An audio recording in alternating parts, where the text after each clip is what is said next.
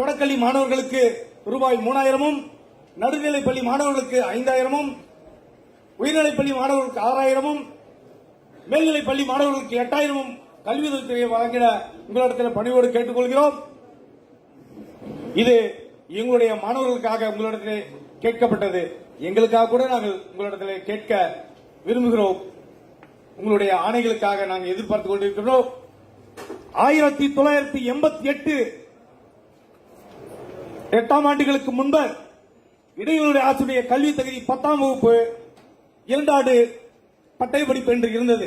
ஆனால் என்சிஆர்டி மூலம் ஆசிரியர் பயிற்சி இயக்குநரகம் உருவாக்கப்பட்டு 1992ஆம் ஆண்டுகளுக்கு பிறகு இடைநிலை ஆசிரியர் கல்வி தகுதி 10ஆம் வகுப்பு 12ஆம் வகுப்பு அதோடு 2 ஆண்டு டிப்ளமோ என்று இருக்கிறது.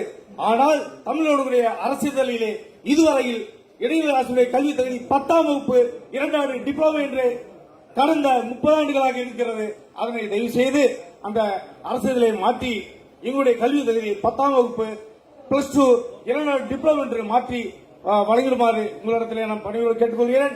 அது மட்டுமல்லாமல் தமிழகத்திலே பட்டா 10ஆம் வகுப்பு 12ஆம் வகுப்பு 2 ஆண்டு டிப்ளமோ பயின்ற வேறு துறைகளிலே பணியாற்றக்கூடிய அரசு ஊழியர்களுக்கு 9300 4200 வழங்கப்பட்டிருக்கிறது. ஆனால் 1/6/2009 முன்பு நியமனம் செய்யப்பட்ட இடைநிலை ஆசிரியர் ஊதியம் 8000. இது என்ன எங்களோட கோரிக்கை என்ன உங்களுக்கு என்ன தெரிய சொன்னாங்க சார். எங்களுக்கு நாங்க உங்ககிட்ட கோரிக்கை 10 வருஷமா நான் வெயிட் பண்ணிருக்கோம் சார். ஏன்னா எங்களுக்கு திமுக ஆட்சி மட்டும் தான் எங்களுக்கு ஆசிரியர்களுக்கு வந்து எங்களுக்கு உறுதுணையா இருக்குங்கிற நம்பிக்கை நான் உங்ககிட்ட வந்திருக்கிறோம். உங்ககிட்ட தான் நாங்க சொல்ல முடியும் சார். நாங்க 10 வருஷமா வெயிட் பண்ணோம். எங்களுக்கு 10 நிமிஷம் கேளுங்க சார். சார் 10 நிமிஷம் 10 நொடியும் முடிச்சிடறேன் சார்.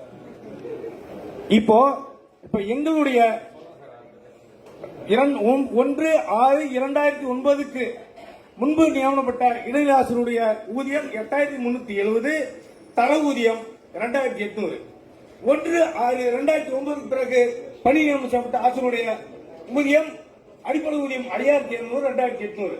ஆக தமிழ்நாட்டிலே 10ஆம் வகுப்பு 12ஆம் வகுப்பு 2 ஆண்டு டிப்ளமோ படித்த அரசு ஊழியர்களுக்கு 3 விதமான ஊதியம் 9300, 4200, 8370, 2800, 5200, 2800 கிடைக்க கொடுத்துட்டீங்க.